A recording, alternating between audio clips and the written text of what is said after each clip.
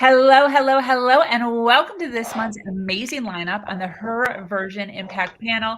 We have had close to 400 guest speakers on this platform and have a growing community of almost 1.2 thousand women. We are absolutely in love with everything that we are going to be talking about today. If you are interested in joining, the Facebook group that runs these awesome panels. You can find us at hernation.life. I am thrilled to have a female panel filled this month as we talk about leadership, something so many women are being challenged with in our personal and business lives. The conversation around this topic will be broad and will guarantee to educate you on so many areas in your life. Join us as we dive deep into our personal journeys and what we have created for ourselves in order to better our lives. There will be live QA for the next 2 hours, so get your questions in. For those of you that don't know me, my name is Sabrina Victoria. I run a kick-ass community of women who are striving for greatness in their lives called Her Nation. I am a true entrepreneur who loves to build businesses and loves to help other women build businesses too. I have been in the self-development industry for well over a decade, and I am obsessed with helping people human better. We are excited to have you here watching us live and so grateful for these ladies who are taking some time out of their day to encourage, inspire, teach, and stay curious about how to improve their own leadership.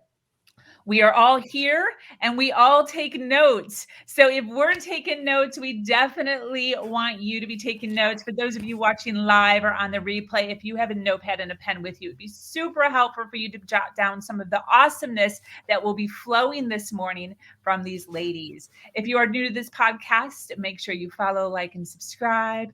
Let's jump in.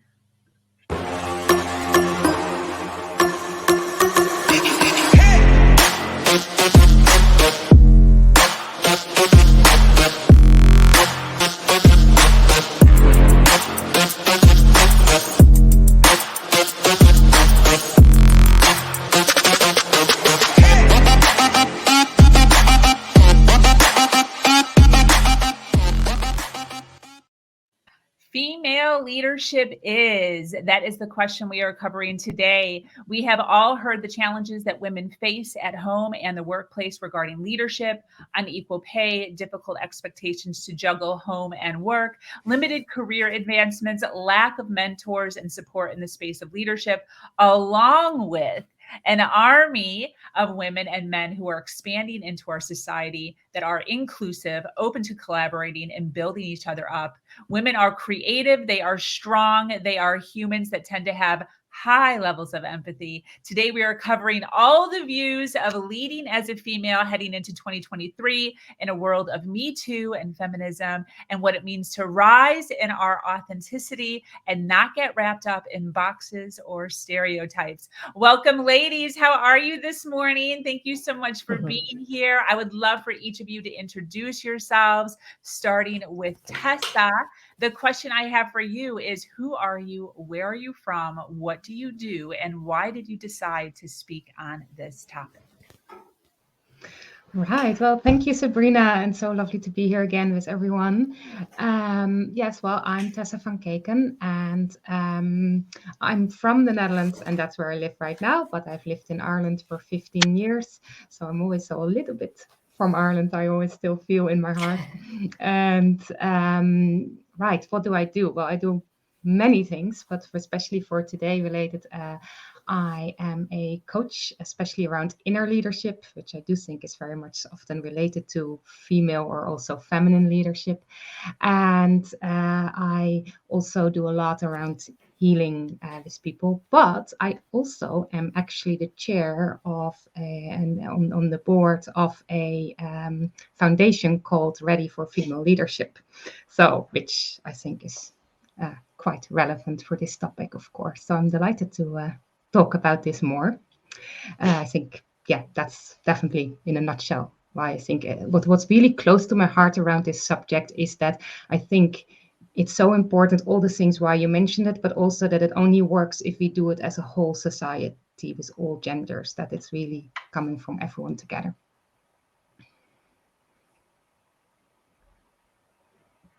Gita, you're up. You're muted. Sorry. Thanks, Sabrina. Hi, everyone. My name is Geeta Dubey, and I am a mindset strategist. I'm a former scientist and now have become a mentor coach, a mindset strategist, a speaker, and an author.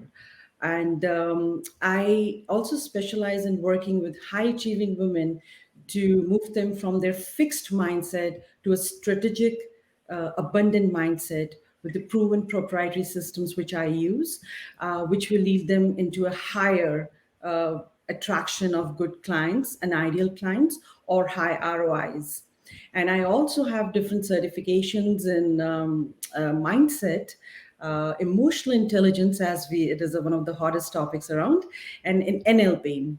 And along with all this, like Sabrina, I also go to different speaking engagements and where I enjoy talking about women and their leadership aspects in achieving whatever they want to. And I live in Georgia. And why this subject is so important to me, women in leaderships, I think they're intertwined. And when I say that, because not many people are able to achieve or become a leader in their subject or expert, but if a woman, especially in the like businesses like us who are coaches, who are consultants or entrepreneur, if they don't have the leadership qualities, they might not be able to move forward in their life or anything they want to achieve. So this is a very subject close to me, and I've been talking about it for a very long time, that women should definitely learn the qualities or they develop the skills. So leadership can be developed, yes, and that's true. So we all can work on it and we can definitely make it happen. And this is here who I am today. So women in leadership, definitely I'm in for it. Thank you so much. I love it. Thank you so much, Geeta. Karen, or Elena, sorry. Elaine. Hi there. My name is Ilana Rantea, and I am a speaker, trainer, and writer, and people enhancer, as well as co-founder of Empowered Women Now and founder of Phoenix on the Rise. Currently, I'm living in France, but this is country number 13 for me, so I am from kind of everywhere. Along with my business partner, we create and deliver unique and transformational courses designed to empower women at the workplace. And I also have my own women's empowerment coaching practice, which is the Phoenix on the Rise company. And the reason I wanted to actually be part of this panel is because women's empowerment and leadership is very close to my heart. We discuss it in our program, and I'm noticing that a lot of the clients we have now, this is a huge thing on their agenda, is to have more women leaders in the organization. And actually, I think it's a worldwide trend, at least in the West. So we need to help women get to this place, because sometimes there's some inner work that needs to be done. There's things that need to happen internally first before you can lead externally. So this is what I'm very passionate about. So thank you. Karen, you're up. Hi, I'm Karen Cooper. I am from Staten Island, New York. I am a wellness consultant with Isogenic, so I help you uplevel your health, mind, and finances. Why this subject? I have a lot of thoughts about it, but to just kind of sum it up, a few things. I was a working mom. I dropped my daughter off at daycare at 10 weeks old after 9/11. She's 21 now, but it was very much looked down upon. Like, how do you do it all? Like, how does a woman work and do, and it drives me insane. It drives me out of my mind, because I honestly think that women, even in 2022, are looked down upon. It's like, wait, you can't do this. We're bitchy. We're considered differently than men are. So I'm really passionate about showing others that stepping into your power, being who you are, because you can learn the skills, you can do everything like that. And I understand about, really, healing and all of those things. But the fact of the matter is, we also need to be who we are at the core and be real and not change for anybody. And I think a lot of times women have to be a certain way in order to be a leader. And I'm here to buck the trend and say, you know what? You're allowed to be you. You're allowed to do the healing. You're allowed to do whatever needs to you. You're not bitchy. You're not bossy. And we can collaborate, work together, and rule the world. I love it. Good morning, everyone. I'm Lauren Lefkowitz. I'm an executive leadership coach, and I believe that fine is a trap. And fine is the word we use to self-soothe and settle for things that we don't deserve and don't really want. And so I work with mostly women, but all genders, and help executives and emerging leaders figure out what their power is and understand that imposter syndrome is just that. It's just a syndrome that we have to overcome. And if we are able to shift our energy and come into our power, that we can do anything and have whatever we want. I'm from Bethesda, Maryland, which is just outside of Washington, D.C. And why this subject? I mean, this is like where my heart is. I also run a podcast with a partner called I Could Talk to You All Day, where we debunk leadership assumptions and have some real talk about what it is like to actually be a leader and also be human at the same time. And so my feeling is that as a woman, you get to be a leader. You don't have to be a leader, but you get to be a leader, and you get to do it in the way that feels good for you. Hello, everybody. My name is Catherine Polsnelli. I am currently out of the state of Tennessee. And what I do is I do a lot of things. I am a business organizing powerhouse and a personal development strategist. So I consult with both male and female in transforming their businesses and taking them into a different realm of their business, more from a mindset perspective and an organization perspective. And as far as this subject, for me, this is something I feel that needs to be talked about on both sides. I come from a background of a heavily male influenced arena. And so it's very interesting to see how when you try to be a leader in a male dominated world, you tend to take on that male dominated personality. And so I come from a perspective and hope to get to explain with you guys today on what it looks like to work together and getting us out of our minds, because I've talked with a lot of men that actually don't see it the way we think they did and the way we thought we needed to lead. You're muted, Sabrina. I love that. Thank you so much for sharing, ladies. I so appreciate each and every one of you being here this morning. For those of you already jumping on live, you are awesome. Thank you so much for being here, for hanging out with us. If you could share the video that you are watching so that we can reach more people on the subject of leadership, we would so appreciate it. We can all use perspective in this area, so I encourage you to sit tight, take out some notes and a pen, pour yourself some tea, and get interactive with us. This is an interactive forum, so feel free to comment, ask questions, engage. We do pull your questions and comments on screen, and we will interact with you. These ladies are more than happy to give some advice, some input based on their own journey that they have been through. I would love to get this party started by handing the floor over to Miss Tessa. You're up, girl.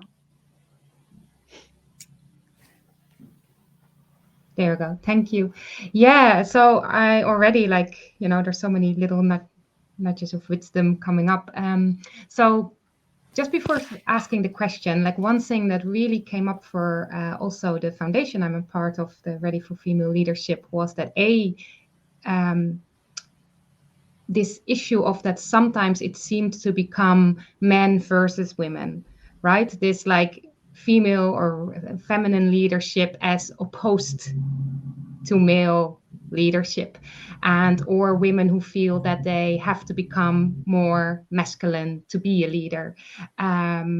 But also that in my experience from a lot of people I worked with, that I found that the most difficulty they experienced to step into leadership role, the most opposition, didn't actually come from men, but from other women, that was even harder. So my question really is for the people here as well, either what's your experience, but also what do you think that we as women, whether we're already in a leadership position or as women who are not, how can we support female leadership? And as I said, not as in opposition to male, but how can we make sure that we contribute that as a whole of society, with men, women, whatever gender people otherwise identify with, that female leadership becomes more possible and more accepted?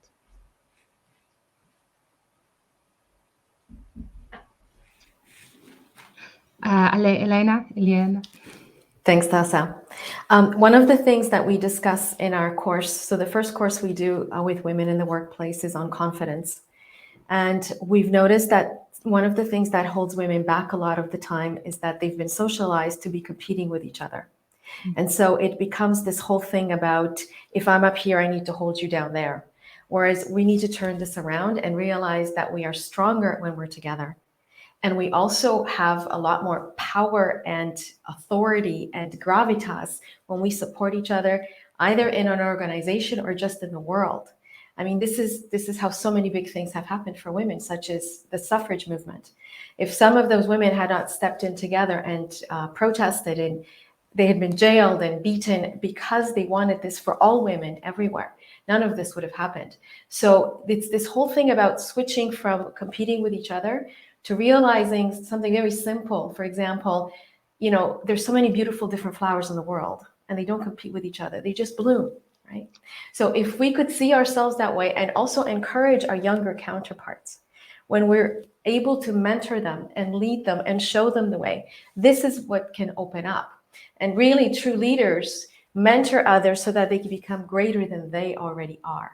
That is the mark of true leadership, that you don't hold anyone down, but you help them and assist them to achieve greater heights. Yeah, thank you. I think that's great. And I think it's that really that, right, that we have to do it together. And Yes. I think one of the things is like that starts as women together, because I think it's definitely what you said, that sometimes people trying to step up in leadership, women stepping up in leadership, feel that it's actually other women who are sometimes holding them down even more than men, maybe. But also Yes. what I found in our own organization, what was really helpful, there's a lot of men who want this too. And to, rather than again go in opposition, to really work together as well, that it really becomes a ripple effect with everyone who is standing for this, to all work together, so that at least everyone who supports this can create a flow to get this moving. I think Catherine, you had your hand up as well, I think, to go next. I did, which Elena kind of touched base on, but I was going to say as well, I almost feel like, and this comes from my own perspective, is when we come into the workforce as well, we almost have like a false ego. We already have this sense that we need to prove ourselves, or this sense that we need to be ahead of other people, instead of realizing that a lot of times it's our own ego, it's our own fears that are getting in the way of how we can move forward. So I know that for me, even going into a woman dominant workforce, it was an immediate issue, not because of them, but immediately because of me. That I felt like I needed to push more, I needed to do more, I needed to prove myself. What I have found really interesting is, especially living with 5 guys, and being in a male dominant industry, is a lot of times, unless you have people that have higher egos, right? That's not there for them. They're really more about themselves and what they can do, and then they move on, right? And I feel like we as women tend to be very self-critical, and that is the biggest thing that holds us back in leadership. Is not because of others, but it literally is because of the way that we perceive that we need to be, and then we personify that across the board. And that's the reason why I think that we butt heads so much with one another when we are in those positions. Yeah, I love that. That is so true. And I think this is also why, like, a lot of work that I do with people is around inner leadership, because I believe that we talk about leadership. And of course, this can be like leading a company, can be like the leaders as that you see. But in the end, everyone is leading their life in one way or another, and a leader in their life. That can also be, you can also be a leader as a single mom, stay-at-home mom. You're still leading something. So I think it's also important to see that when you start with that stepping, as you said, that you stop being this critical to yourself, and also critical especially to other women, to step into that leadership role. That doesn't mean you have to in the end become a leader, like leading a company. It can be just stepping into that leadership in your life. Karen. To kind of piggyback on what Kat was saying, as Kat was talking, I actually wrote down the word judgment and comparison. So I think a lot of times, I agree. I think it's a lot of times we are self-critical of ourselves, but I also think in the world and society, there's a lot of judgment and comparison against one another. So you have that even women, you know, with other women and men with women and all these things. She does this, she does that, and they start comparing and they do all the things, and that starts playing the head games and everything like that. And that's when the pitting starts, because it's like, well, you know, I don't like that, or she does it better, or whatever it may be, as opposed to looking at the empowered version of that. So rather than judgment and comparison, it's like, wait, she has a strength that maybe I don't have. How can we then put, you know, work together to collaborate and you know, blow stuff up or something to that effect, as opposed to looking at the negative side of someone, looking at it from a place of, they have something that I don't necessarily have. That's really cool. That could help me in this space. And so therefore it's collective. And then we can all lead to, if we all support each other, all lift each other, we can all become leaders in different capacities. And especially if you're collaborating and working together, then imagine, just imagine, you're talking about, Alana, you're talking about the suffrage movement. Imagine what could happen if we just stopped looking at the negative and started looking at the positive of someone, and imagine the amazingness that could happen from doing that. Yeah, amazing. Yeah, and I think it's also for me what comes up when you say that, Karen, is also that idea of, like, we're talking about female leadership, but also there's also still also feminine leadership, which is not just women. Like, you know, that what you're talking about is collaboration and this different way of leading, right? That, as we said, there's such a masculine world, but there's a lot of men as well who are very open to the idea that leadership also becomes more around collaboration and more about, you know, leading beside someone, or, you know, helping someone forward rather than just being a leader above and dragging people up, if you like, which is maybe more masculine energy. But so I love that idea as well, that we talk about, yes, we as women need to be stepping up more to leadership, but also that there's an element of making sure that leadership becomes more balanced between masculine and feminine, regardless of whether the leader is a man or a woman. Is there time for anyone else to respond to this, Sabrina, or are we going, yes? Oh, sorry, yeah, Geeta? Yeah, I think when you're talking about leadership and women, I think the first place as a woman where we can start from is just being a woman. Believe me when I say that the feminine energy itself can attract so many things and in abundance that you have never ever imagined. Just to give you a little, if you have time, a little short story. I was in one of the big networking group, and they were all women, and I was talking over there. And in my mind, I wanted to work with the women, and I was just being so intuitive that I'm going to go and speak to her. And it was such an amazing experience for me when I saw that she also wanted to speak to me. And by the end of the conference, and we were talking to each other, and I just felt like, so I think as a woman, you are already in a very, I think, a stronger position if you become a woman and you think not from your heart as well. So I think like feminine energy, yes, and then action taken after that is always profound. So if you just realize who you truly are, then it's more authentic to move from there. And like everybody was talking about, and not the socially, influenced all the little belief systems, what we really, don't want that. So just to starters, you just need to be just a woman, just relax, enjoy, and see where you are at and what you're trying to attract in your life. Thank you. Yeah, I think that's beautiful. And I think, again, it goes for everyone, right? Like, because as women as well, some women have maybe more softer energy and other women are more fiery, and the same as men. So if we all, men and women, more learn to actually tune into, like, you know, our more authentic self and then express that, then again, I say, like, goosebumps of what that could do for leadership all over the world again, right? Yes, and especially for women, as they tend to pretend maybe a little bit more because they think they need to be a certain way to have permission even to be a leader. Yeah, thank you. Anybody else? Thank you so much, Tessa. I so appreciate it. And I love Geeta's advice. Let's just all relax. Speaking of Geeta, she is up next. All right. So I just have a simple question for everybody. What do you think is the most important quality being a woman into a leadership?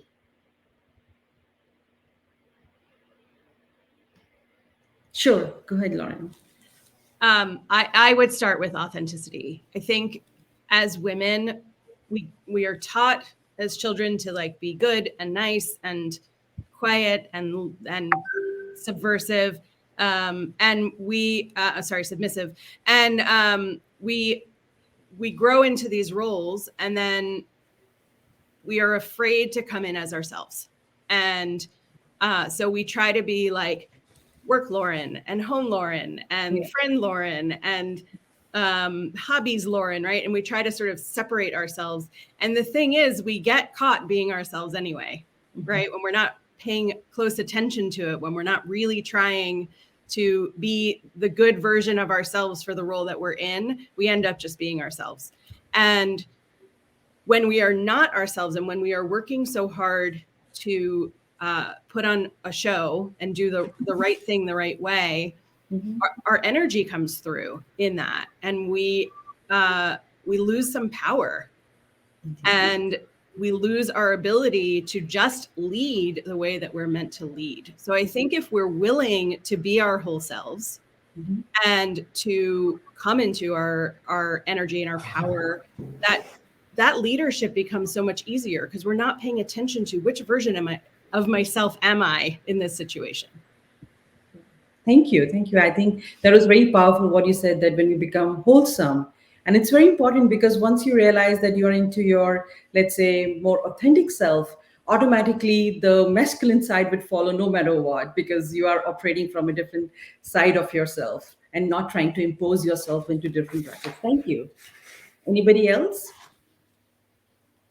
Yeah, sure. Please go ahead, Elena. One of the things that we do during this confidence course is we talk about the male and the female ways of leadership and traditional ways. So, there's certain adjectives that have been associated with the male, and there's certain adjectives associated with the female. And the male qualities certainly have been more valued in the past, as opposed to the feminine qualities. So to debunk all of that nonsense, I go through a list of women throughout history who have been incredible leaders. They have actually been more like fallen into leadership situations as opposed to seeking them. And they have changed the whole world. And I'll just give you one. I have more we can discuss later. But Ruth Bader Ginsburg, which of course you all know, who was the Supreme Court judge who changed the entire justice system in America in the 1970s because it was so lopsided towards men. I mean, she just took this on because she saw that it needed to be done. And she just did it.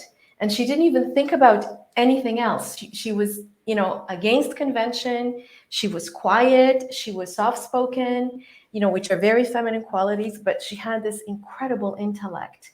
And she was fearless. She was absolutely fearless. If you haven't seen the movie RBG, I really urge you to do that. It's deeply inspiring. So I would say that the biggest quality is this courage and not to be afraid to go against society and what it's teaching us, because there's been so much brainwashing we've had since infancy about how we're supposed to be. And leadership is not how we're supposed to be. Anyway, I have more stories to share. If anybody wants to hear them later, there's some amazing women out there. And whenever I present this, everybody gets very excited and inspired. So, yeah. Can you repeat the name of the movie? Just RBG. RBG. Yeah. Because I heard RBG, so that's perfect. Thank you for that. RBG, yeah. Thank you. Yeah, I think yeah, sure. Please go ahead, Kat. Yeah, Catherine. I was actually gonna piggyback. And I say that I agree with what everybody's saying, but I thought it would be impactful to kind of give you guys an interesting twist. Authenticity is a huge one for sure. And I say that from personal experience. And the reason I say this is because even though I was brought up in a traditional household, I had both my parents. I was very close to my father. I was also the oldest of 3 girls. So what's interesting is I ended up actually taking on the role of more of the masculine energy. And I had an issue throughout my entire childhood and a lot of my adult life with having any type of conversation or ways to connect with women. To me, they were always a threat because anytime I had ever been around them, they were always looking to get at me because I was that pusher, I was that doer because I was in such a masculine world, I guess. And in my head, that's how things ran. So when I worked with men, it was no problem, right? I didn't have those issues. But once I really started working on who I was and trying to actually find the balance, that's when things kind of started opening up to women that were open to having those conversations and were open to accepting me as I was instead of such critical judgment, which I know we talked about earlier. So I just wanted to give a little bit of a story to kind of anyone out there that's needing to connect with the other side. I understand personally how that is as well, from being in that dominant position and feeling like you always have to be in that, especially raising boys as a single mom, and how you have to find that balance of who you are and where you can connect in the feminine, as well as in that masculine as well. Okay. Thank you for sharing that, Ken. Yeah, Tessa, please go ahead. Yeah, I'm also going to go piggyback then on that, because I think for me that was exactly that idea what we talked about earlier about being authentic, being your true self. And I think again, like, wherever on the scale you are, because not all women have the same, level of feminine or masculine energy either. But especially this, I think what we as women can bring is even more so that quality of collaboration as well. And I think, again, men have it too, but I think they can often, they can really take the lead, maybe more strongly. And that where we as women, if you step out of what's more natural, that's, I think, where it comes that maybe as women, especially among each other, we can end up in competing, of actually being bitchy. And that's actually because we're out of alignment with our own true self. Whereas if you then fall back into that, so again, if it comes from first, again, that inner leadership where you first of all learn to go back inside to really feel, hey, where am I? Who am I? And, as I said, that also looking at other women that you notice, okay, certain things I can learn from this, but I can also see where, maybe a more feminine woman versus someone who's a little bit more fiery, that you find where do I stand? And then once you have that then you can see you step into that place again, more your true nature of being more collaborative, more supportive, where it comes from your strength that you can then add and collaborate with the strength of others, and also men then. Whereas if we're not in that place, if we start to try to be, I should be more like this, either towards looking at men and think I need to lead like a man, or towards some women maybe who are, in their way feminine or whatever, where that might not be completely your way either, and then you start competing. So I think it's coming back to that, first of all, leading from within, finding your own inner leader, if you like, and then stepping out and actually lead from that space. Mm-hmm. Thank you, Tessa. Yeah. Anybody else? Yeah, Elena, please go ahead. Just one more comment about the authenticity. I think authenticity is so crucial to every area of our lives. And certainly if we're going to be up there leading others, people sense duplicity, or they sense someone who doesn't know who they are, who's pretending or imitating or trying to be someone else. So unless you really are that strong, authentic self and it comes across that way, it's not inspirational, it's not motivating, and it doesn't lead anywhere. It just actually makes you look foolish. Mm-hmm. So I totally agree that authenticity is the number one thing. And these ladies I was talking about that have made such changes in the world, they were all deeply authentic and didn't pay attention to the naysayers and to other forces that were trying to pull them back, but they just went ahead with what they saw needed to be done, and they took action, massive action, and sometimes they were just on their own, and it's just so inspiring to see that. And I think to add a little bit of that, I was talking to one of the very successful high achieving or high performance coach from Canada. And to my surprise, when he told me about in the corporate world or any world, when you meet the leaders, the head of the departments, they do have a little bit of feminism in them because they do operate from a little bit of intuitiveness as well. So they have a great mindset to balance it out both. Like, this is what we are talking about. And then they take massive actions, which is always a masculine energy, right?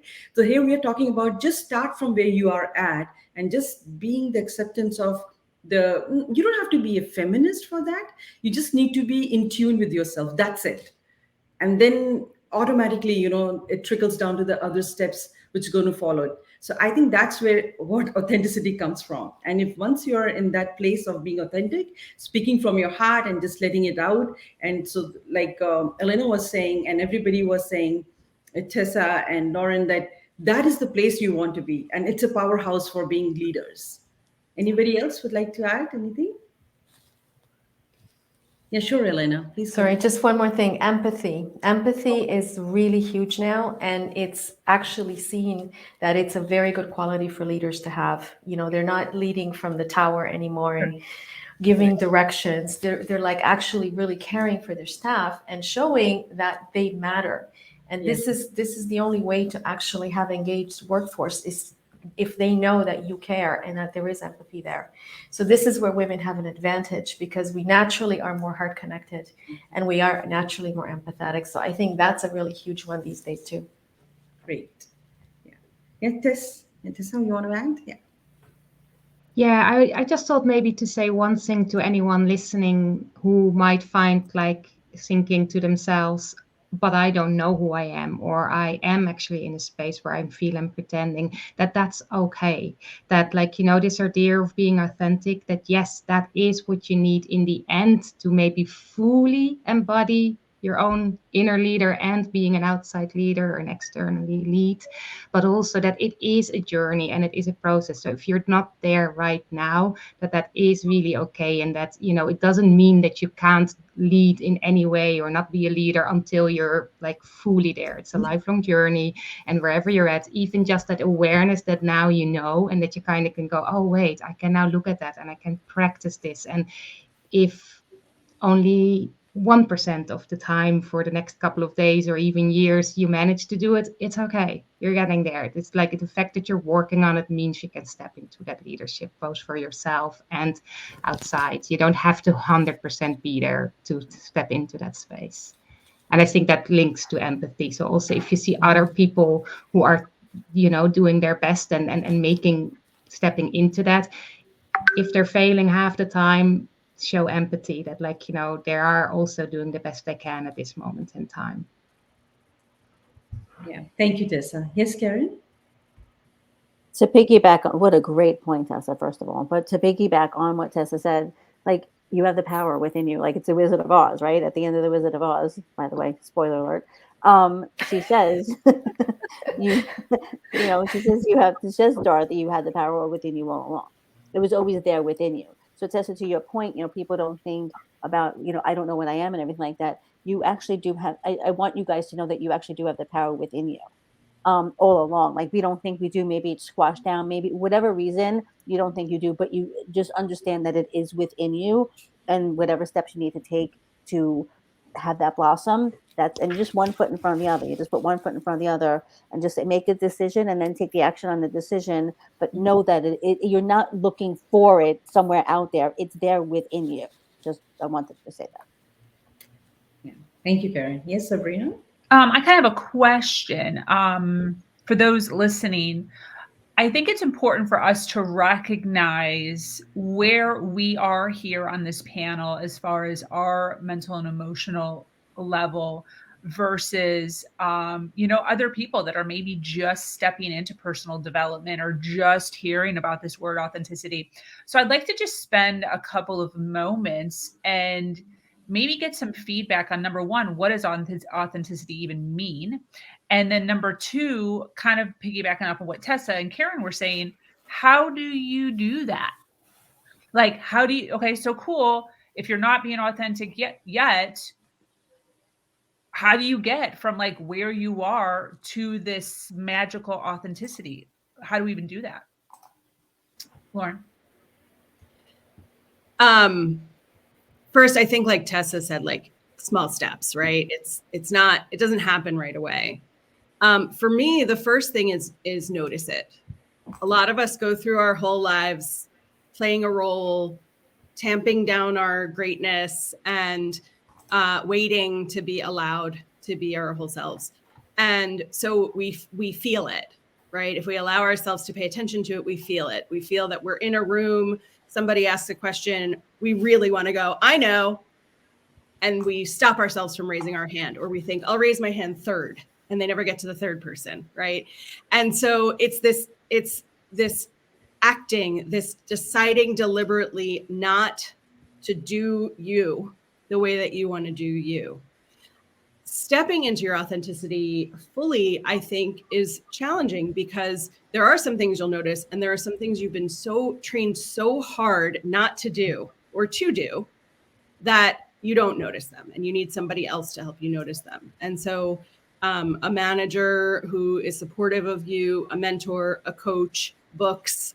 There are a lot of ways, there are a lot of coaches out there, like even if you're not hiring a coach, who are on social media or who have YouTube videos, including you, Sabrina. You talk about this stuff a lot, but get help. And I think a lot of times strong women think that they can't get help, that they have to figure everything out on their own. And the important thing is to recognize that you get to be whoever you want to be, and you don't have to figure it out alone. So there's a little bit of everything there. Kat? I think for me, personally, authenticity is being comfortable in your own skin, both when you are alone with yourself and when you are around other people. That is a huge one, because a lot of times I think that people tend to pretend who they are even when they are alone, which is why especially we as women tend to stay busy all the time, being overly involved in things that don't necessarily need us, is because we don't want to be alone with ourselves to deal with those thoughts, those questions, or what could possibly be you, because then you judge yourself. For me also, as far as working on that, small steps obviously, but I would say that boundaries and looking to see who you are around and how they are lifting you up, but also accepting of you, because that's also a really hard one. So if you are around people that have expectations of you that don't agree with you, it's going to be very hard for you to be authentically you, because you always have these other people that you feel like you need to be a person so that they will continue to accept you. That was a really hard one for me. And for a lot of people, yes, you will go through a spot of being alone, but you have to be okay with that and open yourself up to that piece of authenticity and being okay with yourself. And that is when the correct people will flow into your life. Beautiful. Tessa? Yeah, I think one of the things that really helped me was learning as well that being your true self, being authentic, like that it's not static. You know, we all grow, but also we change. Like, you know, maybe, and it sounds maybe like a really silly example, but maybe as a kid you liked horror movies and later you didn't, right? So then if you always look at it as like, oh, I need to find my true self, and then when I found it, then that's it.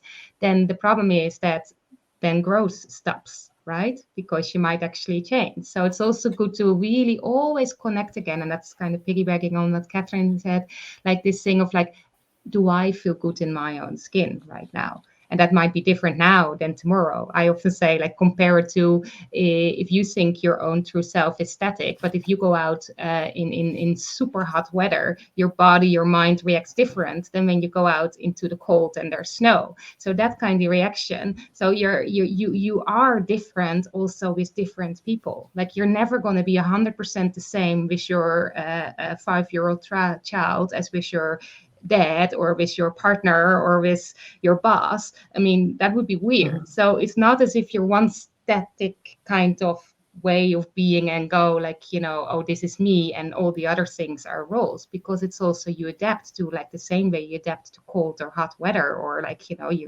so I think if you compare to that, and if you start listening more to your body and to your soul, if you like, or your intuition, whatever way it feels for you, then you start learning that you see, oh yeah, it's not that because I'm different here than there, that means I'm not being my true self in one or two of the situations. It means that you're still you in connection or in interaction with your surrounding. So there has to be also some flexibility in that. And when you start learning that, that really helps. And I think also what helps is really to realize that, even being your true self, that for instance, in certain circumstances, it is okay to not be 100% yourself.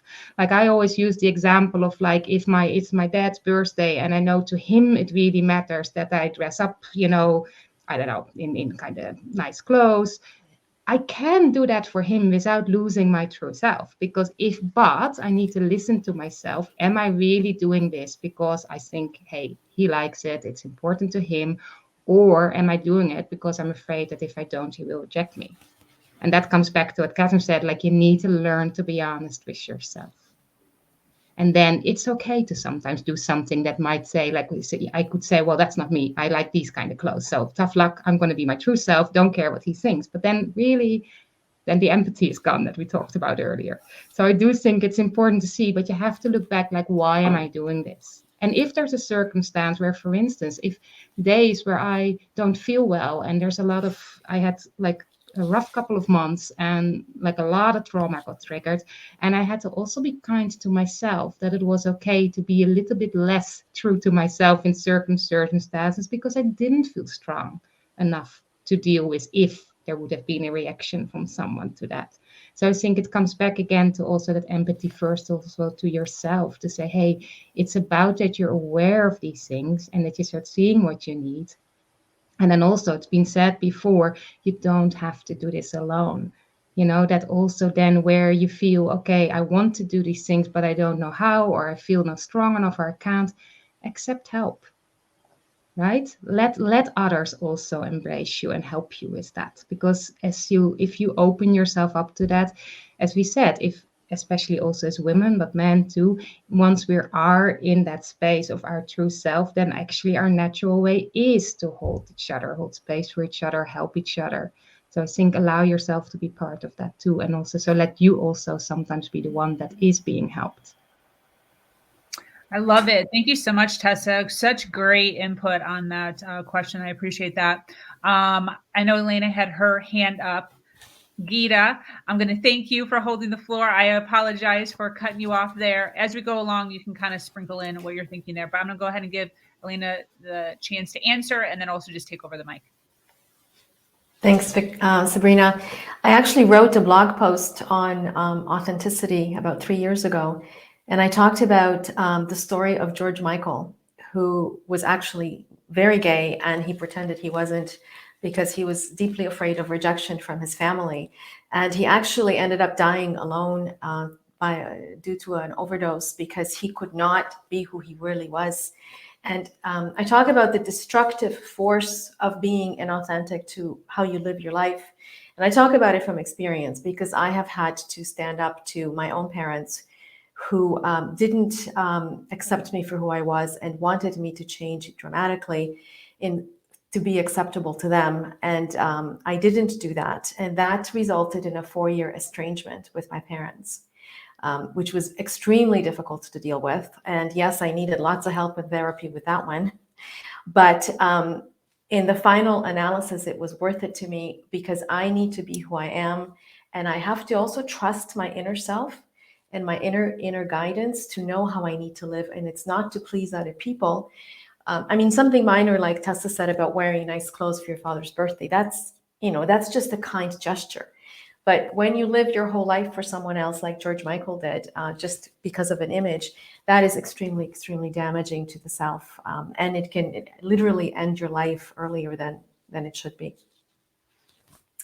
So thanks for that, for letting me express that. So I have a question, ladies. How would our world benefit from more female leaders at every level? So I'm not just talking business or politics. I'm talking like across the board. How would our world benefit if we had more female leaders working with male leaders, again, collaboratively, how would that change our world? What are your thoughts on that? Yes, Kat.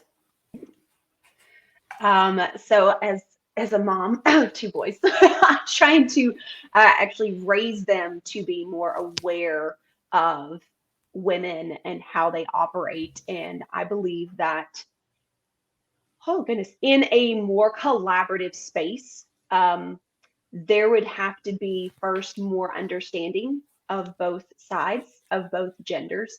Um, and within that, I think that would lead to a lot more less tension and criticism from both sides. Because I do feel like males and females are from different sides of the world, right? I really truly do.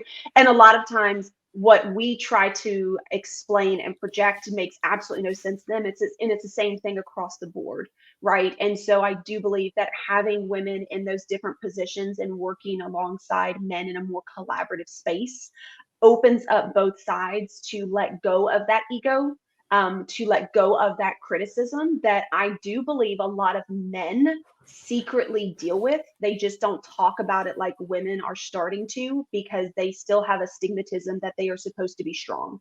And that is something that I've worked really hard with my children, is being able to come out and have those conversations and explain how you are feeling, and when you do not agree with something, in a way that both sides can understand. And to me, that would just be the most empowering thing, is to see that happen from both sides, to allow both the ability to grow and get rid of societal stigmatisms. Thanks, Kat. It's very interesting because I mentioned we do these courses for women. I've had at least 4 men say to me, we need courses like this for men. And yes, definitely not taught by me, but because men have their own issues that I can't address as a woman because I haven't been one. But definitely, I think it would be reaching a greater understanding between the two genders so that we can work together for a world that's more collaborative and more community oriented, as opposed to just like, just me. Yeah. Sorry, Karen. To piggyback on what Kat was saying, and as Kat was talking about book trend and society and help, those are the words I wrote down, because I have one son, but I also have a daughter, and I also think going back to earlier about asking for help, and a strong woman totally was that person. I'm like, I can do it myself. I can do it myself. I don't need any help. I don't want any help, that kind of a thing. And it took me quite some time to receive the help and know that it was okay to ask for help and that it wasn't a bad thing. So I just wanted to say that partly for everybody listening as well, but also to the point of, society, it was like, well, the man goes to work, the men should earn more, and the woman should be this, and, the roles that we were supposed to play. So I think that conversation has to take place. I was talking with my daughter. She's graduating college in May. She has a boyfriend. They're going to get married. The whole thing they're going to do. And it was a conversation about, they each to each other had a conversation about earning money, what they're going to do with children, all the things, like planning their life, not even so much planning, but having the conversation about their lives. And I was like, oh my God, yay. And you're totally doing the opposite of us. Yay. But like doing that, I think that conversation has to take place from a young age. They're 21 and 22. So it's, what are we doing? It's not listening, oh, well, you should be making more, and resenting, because I did that. Like I was totally he should be making more money than I was. And I was always the breadwinner in my marriage. And I resented it, if I'm being totally honest. And why? Because society told me to. So I think prior conditioning. Exactly, prior conditioning. So it came time to realize, it doesn't really matter. So I think so that's bucking the trend, in the sense of, you were talking about earlier with society and the women, and, not screwing the naysayers and things like that. I think that's really important, because there's so many things coming at us, so much information, and it's like, you know what? No, what's right for us? It doesn't matter who's saying what, or maybe we can take bits and pieces of that information and have the conversation together, and asking for help, because men, women don't ask for help. I've worked in corporate, now I work in network marketing, and it was a bad thing to ask for help. It was even in you're weak, corporate, right? You're weak. And maybe you don't understand, and that kind of a thing. But I also think, back to the empathy part, it's about also, I see your point.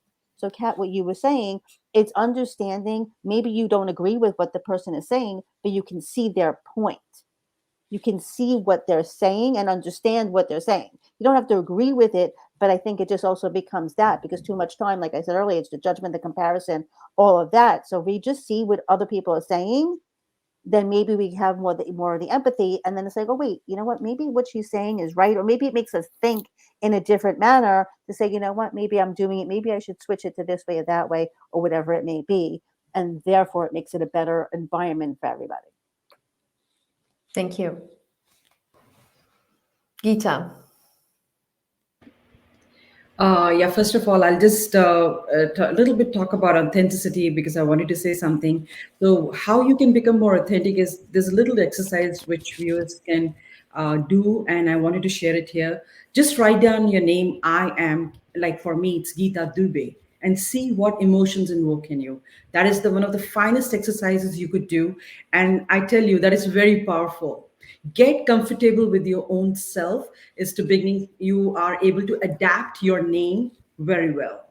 So leaders know how to do. When they talk about their names, they have that spark in their eyes. That, for instance, if I say I'm Geeta Dubey, so there is a powerhouse already there. So where to begin? That's the simple place to begin. All right. Okay. Thank you. And so now moving on to what Elena was saying. Actually, what I feel, since it's a very male-dominated society right now, I think the empathy and what everybody was talking about, especially for the younger boys, they need to understand that I feel that boys, because I also have two boys like Kat, and I know how it works when you have a house full of boys around you. So you really have to make them an embodiment, like they should be more practicing empathy than the females. Because whenever you see a man into his true power, he would have both sides of it, in balance. Believe me when I say that, like a man who's authentically presenting themselves as a leaders or as a breeder or anything you want to call it. So they have the balancing of the both sides, either feminine or the masculine. So I think more so with the women right now, because I think women are changing themselves. I don't know why. If I can give you a small example, like I was in a group of ladies, and they were calling each other bro. And I was thinking, why would you do that? I'm sorry to say that. It could be a new slang. I don't know. I'm still getting used to it. But they were calling each other bro. Hi, bro. How are you doing, bro? And I said, you're comfortable with that? They said, yeah, it's cool. It's a new thing, right? So that's how we present ourselves. It's fine. I mean, I'm not against it. Probably they like it, and I'm not saying anything about it. But what I'm trying to say here is, since it's so much of domination of that masculine energy or that male energy, and where we need to start literally from what I believe in as a leader, that men are taught at the younger ages about empathy, because women are kind of born with it. They need to develop it, right? They need to make it more skilled, like what is empathy, because they're very intuitive. They cry in the public. We show our emotions very easily, some of us. But men have a hard time doing that, emotions playing, because they are not supposed to do it. The program, they have been programmed. You cannot cry, you cannot show your emotions publicly. And that's what we don't want. Because if men start to do that and become more, a little bit shift their mindset towards, like they can, express authentically in the form of emotions. It's simple. When they see something on the news, they don't say, oh, that's okay if something is going on bad, but the women would respond to it, oh, I'm so sorry to see that, right? Most of the women are like that, because we are inbuilt. So I think the shift should start literally, yes, with the women, I agree, but more so on the men's side, like little bit of courses, like what Elena was saying, that men want the courses as well, the empathy courses, so they can literally express themselves more authentically and more like emotionally connected people. And leaders are emotionally connected people. They know how to work with their emotions well. Do you think that if more women like RBG stepped up to the plate, they could actually change how our world functions, like on a really big level? Because the changes she made were phenomenal, and she was one person. So if more women stepped up to the plate and did those kinds of things, and they have throughout history, do you think we could actually change this imbalance that we have going on? It's so male oriented that we could shift it to have it more balanced, the yin and the yang working together collaboratively. Yeah. So I think I would answer that, like women need to work with women more. and men need to work with the empathy and all those tools we talked about under emotional intelligence more, and that could shift the balance little bit, because they have been literally programmed not to talk about their emotions so well. And women, on the other hand, as women, we don't like to uplift each other so much. So women needs to network with the women more. That's a powerhouse there itself. We can And men need uplift, to connect to their hearts and they connect it to their hearts. because So I they've think been that so could be, disconnected. Yeah. yeah. Karen? Sorry, I've been like, anyway, I'm not sorry about it. But here's the thing. I love you, Gita, but we should all be feeling our feelings, period, end of sentence. Not just men, not all of us are been taught, don't don't cry, don't this, don't that, blah, blah. We should all, like Kat was saying earlier about being busy and all of those things, we do that because we don't want to feel the feelings. And guess what? If we actually feel the feelings, as miserable, as painful as it could be, because I've been doing that myself, lately, I speak from really large experience at the moment. It's painful, it's miserable, it's awful. I'm going to be honest with you. However, what's at the end of that? What is at the end of actually feeling your feelings and starting to heal is building the empathy and all of these things so that you can be the powerhouse and be the leader and work together on all of the things. Men, women, it really doesn't matter. It honestly doesn't matter. Literally in my house last night, there was a question about my daughter taking a bath at 11 o'clock at night. I'm like, dude, I want to go to bed. No, because the bathroom's by my bedroom. I don't understand why it would bother you. Literally, that's what she said to me. And so to that point, it's like, you know what? I feel you. I feel what you're saying, but these are my feelings. And acknowledging said feelings, I think, are really, really, really, really important in general speaking, period. It doesn't matter, men, women, child, whatever. And also, it's a matter of acknowledging you're talking about earlier about authenticity and the feelings. And you know what? We have trauma. We all have traumas within us from whatever reason. And trauma could be somebody said something to you.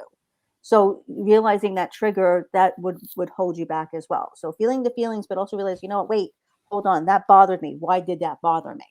And ask yourself these questions as to what's going on here and moving the needle, if you will, to then explore and understand and grow. Because the thing is, you're always growing, you're always learning. It doesn't ever end. And it's a beautiful thing that happens, because you're going to lose people, you're going to gain people, but it's going, in the end, you become a powerhouse, and therefore everybody around you, like we were talking about earlier, is a powerhouse.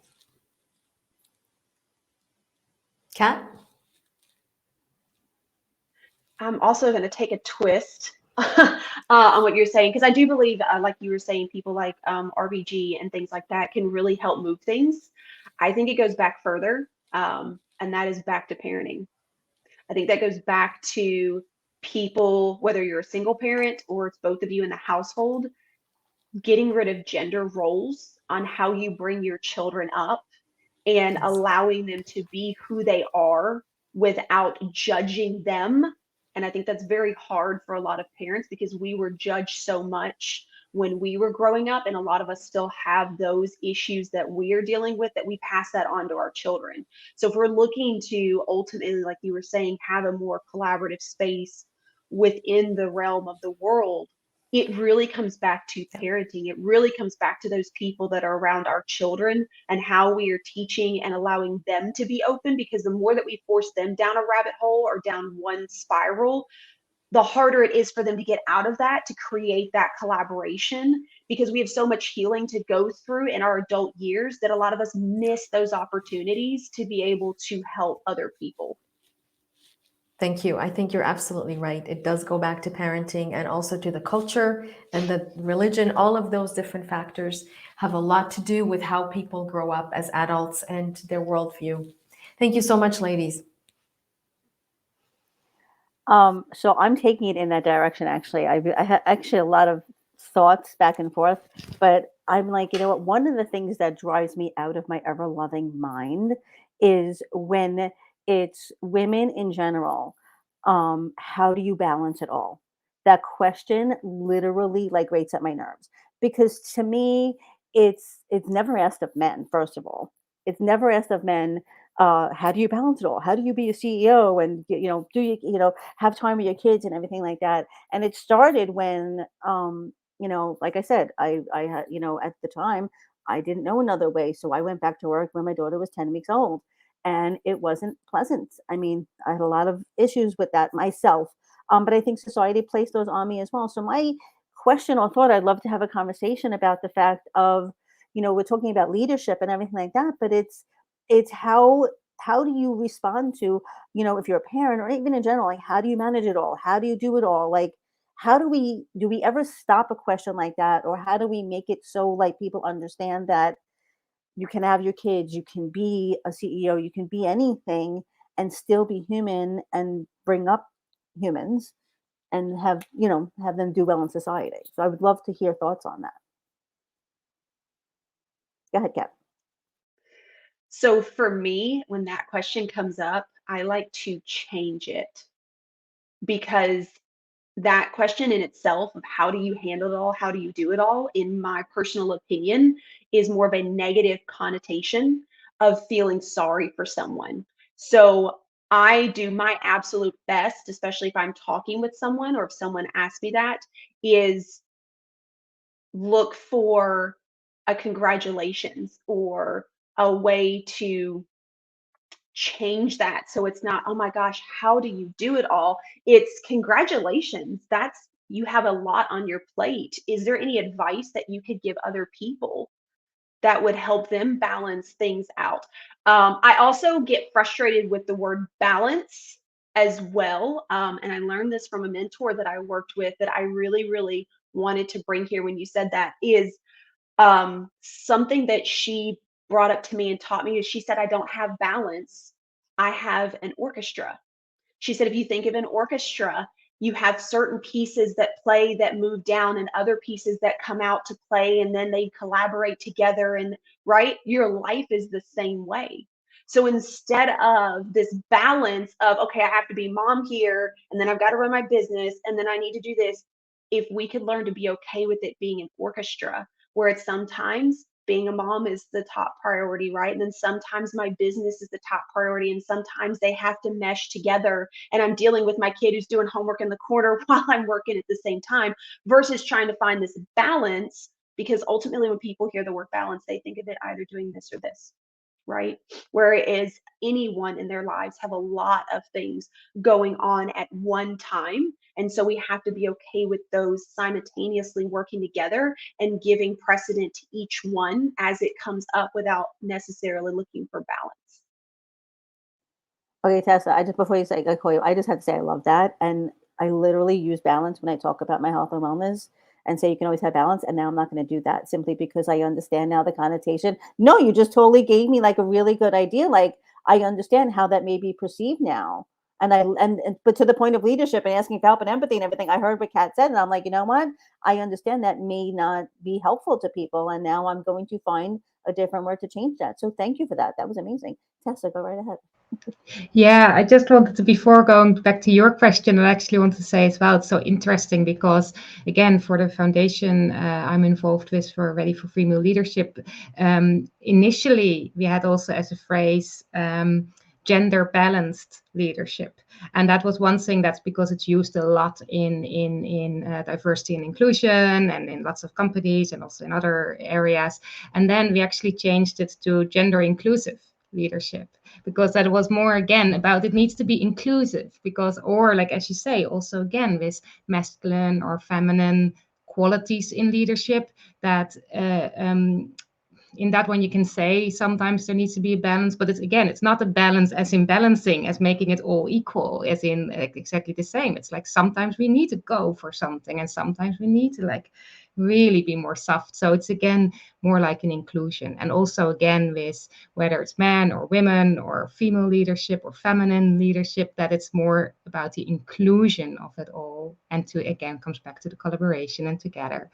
And I think as well, like then coming to your question around it, like how do you manage it all or balance it all? It comes as well, like, when it becomes all inclusive, and then it comes back to, again, being your true self. Do you want to do all these things? Why are you doing them all? Why, again, that's, I think, again, women especially, they often think, oh, I need to be a leader, so I need to be a CEO, or I need to be this, or I need to be that. Whereas maybe your leadership skill is the teaching of, is the parenting of your children at home without working at all, as in not working at all, but like, not in as in a CEO job.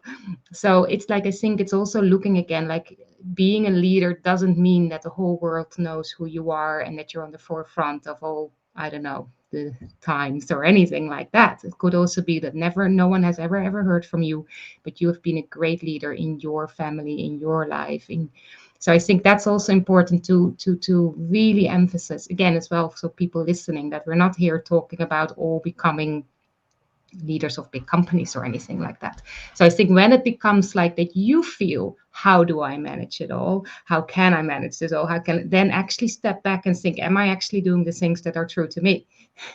Is this my way of being a leader? Is this my way? Is this what I need to do? Or is it actually something that actually tells me, the fact that tells me that I'm feeling I might not be managing everything or I can't handle it all, then maybe there's something I'm doing that's not me.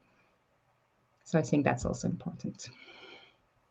It's such a great point. Such a great point there. Thank you, Tess. Lauren, go ahead.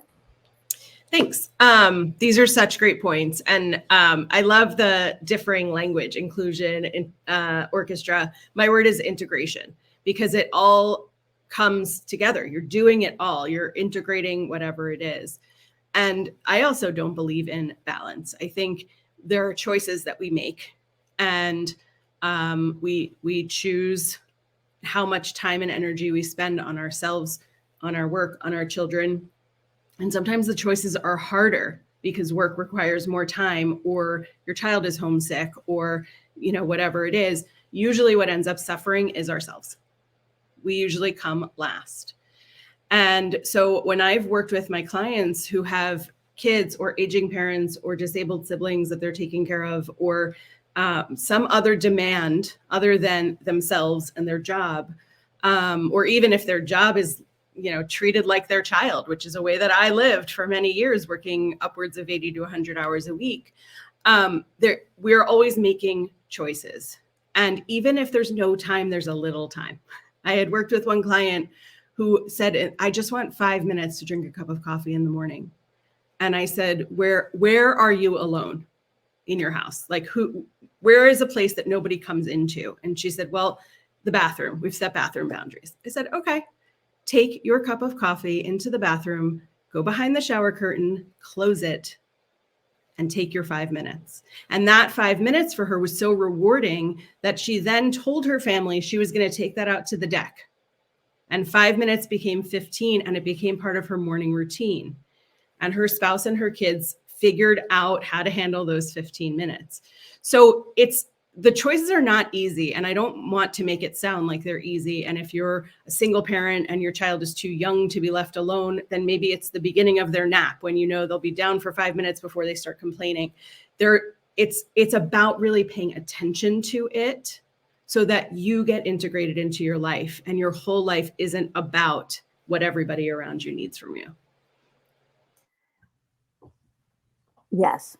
All the yes to that. And to your point, and Sabrina, I'll let you go in a second, but to your point, like when I first heard of, when I worked out with the people who were doing Isagenix, I'm like, how am I going to fit that into my life? Because I was working full time, my kids were in sports and all the things. And how am I going to fit into my life? Turns out I watched a shit ton of TV, excuse my French, but like I watch a lot of TV. And so, but you have to take inventory of what you're doing. And by the way, it's also okay to put yourself first, to take a few minutes for yourself in order to become not overwhelmed and become who you need to be. I don't want to say who you need to be, but it's okay to take time for yourself. Sabrina, go ahead. I love it. Thank you so much. I do have something to say, but I also want to say thank you, Karen, so much for this awesome discussion. We're going to hand the mic over to Kat, but I do want to notate off of what everybody else said.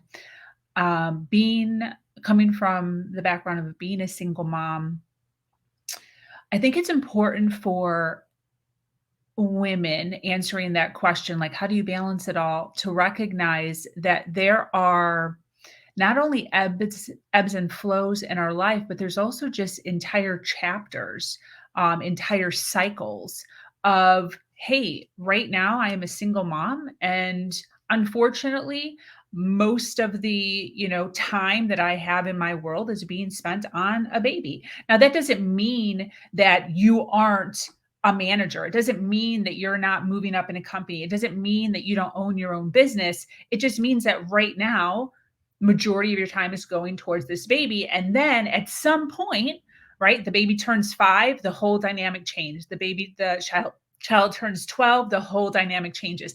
The child turns 15, again, the whole dynamic changes. My son is now going to be 19 years old. And the way that I balanced my life when he was 6 months or 2 years old is totally different than the way that I obviously manage my life now. So I think it's important to recognize that when you're in the chapter that you're in, to look around and be grateful, first of all, that it is your chapter, that you do have a child, or that you do have whatever's going on in your world, taking care of grandparents, which Lauren was talking about. And just realize that the only consistent thing in our world is change. And that whatever you're going through right now, highs and lows, is all just temporary. And so sitting in that moment and really recognizing that and being okay with that and being fully present with whatever's going on in that chapter, recognizing that this isn't going to be forever and that there will be another ebb and flow of good or bad. And that at that point, then we will, figure out how to go through that. So I think really one of the things that really got me through this whole single mom thing is just like, hey, this is not forever. Like there's going to be a time when my time does look different than the way it looks right now. And I can tell you, and for those of you that are parents here, like it goes by so fast. Like 19 years went by so freaking fast. I can't even believe that there was even ever a smidge of doubt in my head of like, oh my gosh, how am I going to ever fit this in or this in or this in? Because like now I have so much time on my hands. It's like, I don't even know what to do with it sometimes. So I just dove into what I'm building now. But, be patient and be present, be grateful, and all of those things. Thank you. Karen, or who's up? Catherine, you're up. I absolutely love that. Because it is very true. And I've learned that being a single mom, my boys are now 18 and 15, and it's very different in what they need from me, and how I teach them, but how I build boundaries at that time. So I love that. Thank you for that. So I have an interesting one. This is a pet peeve of mine, I guess. I have an issue with societal standards and the things that we are all held to. So I would love to have a conversation around what society standards do you feel like we hold people to that is absolute BS and needs to be addressed to help people as a collective get over that and start thinking differently?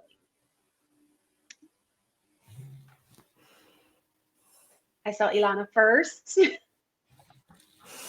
Well, I'm going to address women because that's who I work with. And I can tell you that this whole thing with perfectionism, that women are supposed to be perfect, is huge. It's mass media, it's your family, it's culture, it's everything. Women are supposed to be beautiful and perfect and do everything absolutely perfectly. And they're not supposed to do anything until they know they can do it perfectly. Because God forbid if they fail, right? Because if they fail, it's the end of the world and that's it. I think that is such a huge obstacle, and it's a self-sabotage that so many women have. They're trying to be perfect as opposed to focusing on personal best and personal growth, because perfection is unattainable. And this is what we need to actually teach everybody, that perfection is unattainable, and everybody just has to come to the table bringing their best with their best intentions, working to their talents, and the self-growth part, like we said before, it never stops. So I think all of those concepts together, if we actually started to bring this into the world, things would really start to shift. Oh, I absolutely love that one. And I personally have dealt with that one very largely in my life. And it's funny, I'll share a quote with you guys, and Karen, I'll let you go. I had a gentleman that was on a podcast with me, and his favorite quote was, imperfect action will always outbeat a perfect inaction every time. I thought that was the coolest quote ever, and that one has stuck with me for a while. So, Karen, I'll let you go. The whole do as I say, not as I do drives me insane as a parent, as a human, just in general speaking. And I think, we're talking about leadership, and I think, it used to be leadership is I'm here and everybody is here. You know what I'm saying? Like that. And, and I think because actually I don't think because I know because I having done corporate and now network marketing is extremely collaborative. Not just within the company, but just in generally speaking. And I think what we need to understand is not do as I say, not as I do, but it's and not just I'm the leader and that's it. It's running with people. It's working together for the greater good. It's building each other up. It's knowing I have these strengths, you have these strengths. Let's work together. Let's pull together, and we can. You know what? Even if there's just one leader at the top, for example, it's we're all working together for the greater good. So I think it's a matter of understanding that demoting the ego and promoting the soul. That's really what it is. One of the things I'll say is I saw Jesse Itzler, who's married to Sarah Blakely, who does Spanx, who created Spanx. Look him up. He's insanely incredible. But he spoke at our convention in August. And what he said was, his father had owned a business, but he also had soul. So the point is like you can make a shit ton of money, but if you don't have soul, what are you really doing with it? It's how you treat people. It's what you talk. It's how you talk with others and that kind of a thing. And he says, if you have a lot of money, but you don't have soul, 1 times 0 is 0. But if you have a lot of money and you have soul, 1 times 1 is 1. And I think that was hugely important. So it's not do as I say, not as I do. It's a matter of, what? Demoting the ego, promoting the soul, working together for the greater good. And yeah, I know we're talking about women specifically, but and I said this earlier, like if we work together for the greater good and the ideas that flow, like, Alana, you asked a question earlier about what could happen. I mean, could you imagine what would happen? Like, it's not even about ruling the world. It's showing it's breaking society rules. It's breaking all of these boundaries.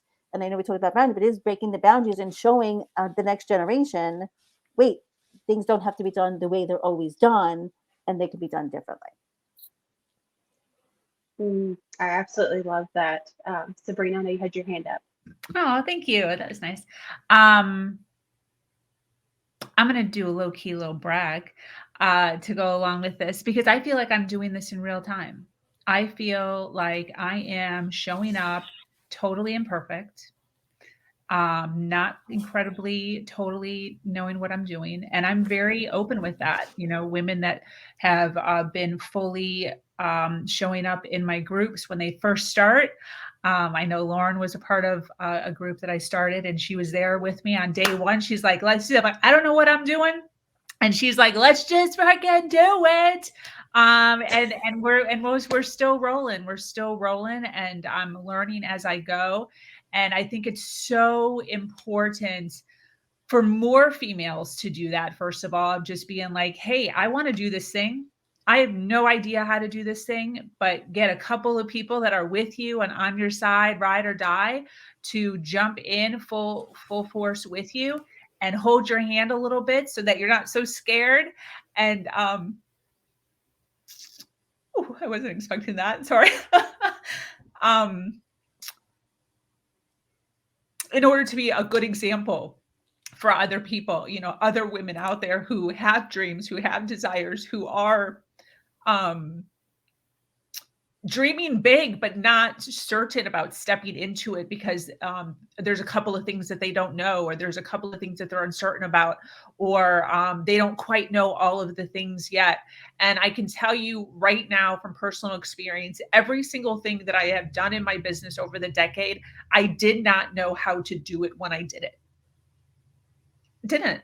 I didn't do tons of research. I didn't dive deep for months and months and months trying to figure it out. I literally, and women here can attest to this, I literally will wake up at 4 a.m. with a brilliant idea, having no idea how to do it. I will email 10 of my closest females in the community and just say, hey, I just had a really freaking good idea at 4 a.m. and I'm going to do it. Are you in? Yes or no? 3 of them will message me back and be like, yeah, hell yeah, I will 100% show up for you with that. And that has been the trajectory of everything that I have built up to this point.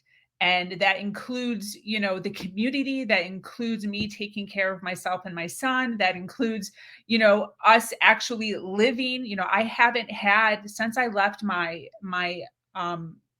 ex and the life that I was leading before, I haven't had a job. I haven't had like a 9 to 5 where I'm checking in somewhere. It has been fully taken care of just by me digging in deep, being curious, figuring it out, getting messy and dirty, staying up till 3 in the morning trying to figure it out, emailing people questions, and just believing in myself, just trusting the process, listening to people like Jesse Itzler and Sarah Blakely that say, hey, listen, it's fucking messy in the beginning, but yeah, if you trust yourself, you dive in deep, if you do all the things, if you build a community, it'll come.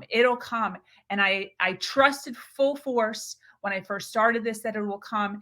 And you can see the trajectory of what has been built up to this point.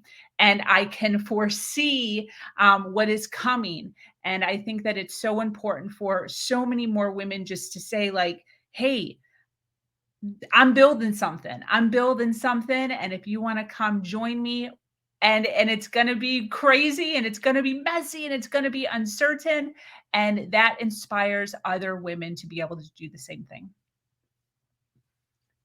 I absolutely love that. I love your heart, Sabrina. Like this is the reason why I do. I love your heart, and I do think that that is a huge social standard. Is everyone thinking that they need to do it alone, especially us women? We're not taught to ask for help. So, Tess, I know you had your hand up, and Lauren, I know you had your hand up after. So, Tess, if you want to go ahead. Yeah, well, I actually think it's beautiful what just Sabrina just said, because I'll come back then to what actually the answer to your question I wanted to give to Kat's question, because I think I just want to say though, Sabrina, before saying like answering that question, like you actually are the example of then that true leadership of where it's like being an example with collaboration, connection, and also every time we're here as a panel, like I think it's that idea that everyone shares, their successes, their expertise, and their vulnerability, also what they're struggling with. And I think especially you mentioned it earlier, Sabrina, especially for people who might be, a little bit more at the beginning of even journeys of self-development, that's so important, because it's not all easy, and it's never going to be, there's not going to be this end result of a perfect picture where there's no more suffering or no more pain ever, and everything is perfect, and we're just all successful leaders. And, it's not that. Like leadership is like, it's success, it's struggling, and it's not, oh, well, now I'm struggling and then I'm successful. It's circular, it's happening, but you bring people together so that we can support each other, and we can all share that, both the successes and the struggles, and we can all help each other, like when people need it.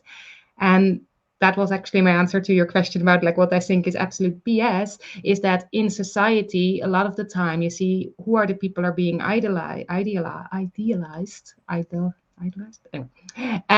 are often the ones who show a certain image, right? If you look at certain influencers, and I'm not saying there's, some are really good, but some is like when it's like they portray this image of perfection. So it moves all these different things what already were mentioned. And then especially young girls, but also young boys, then they want to be that. But they see only that image. It's only the outside. It's only the perfectionist. I remember years ago, there was this thing in the UK where girls in class were asked, who do you want to be? And they all wanted to be footballers' wives. Because, and things like that, because it was like that image of they saw on TV, like, I don't know if I'm allowed to name names, like, Wayne Rooney or other people, and they were like, and you go like, oh gosh, no, like, come on, there's so much more. And it's not about like, again, if someone truly, if that's their dream, it's okay, it's not wrong, but it was that image that they were looking at, right? It was, and I think for me, it's like that difference, what you're showing, Sabrina, is like you can bring people together, you can create all that with your heart and your soul, with the good and the bad, with the imperfection, with the struggles, and everything can be there, instead of this image that people then think, oh, that's what I need to be, and look how perfect they are, their perfect lives. When you see that with actors and other things, when you then look behind and then the true story comes up, and then we see that as the, oh, look, see, they are not so good after all. Whereas like, no, that's, they're being real, because they're not just that image what we see. They're not just the whole success story and all these other things. They're everything. They also are, we all are human beings with good, bad, and everything. So I think that is the part where I think BS, where we create this image of leadership too, whether it's masculine or female or anything, that it's like about, again, if you step up into leadership, as if it's all about the success you're showing for. So to women, I would also say, again, look within. If it is being a CEO of a company and you're doing a 6-figure business, fine, go and do it. But if for you it is like you're just barely being able to get food on the table, but you are happy and you're doing your things, doesn't matter. The success is not like the bank account and all the other stuff and the outside image only.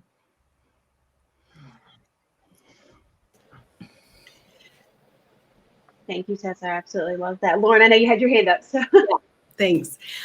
So I love all of these like sort of big picture things. I'm going to go like really small picture on this. In the corporate world, there is a BS rule that nobody talks about, but everybody does, or a lot of people do, where women are put in charge of ordering lunch, organizing the party, cleaning up the conference room, making sure that all the materials are set up for the meeting, right? And sometimes that is legitimately your job, right? If you are an assistant, if you are running a meeting and you don't have an assistant or you don't have a team, absolutely.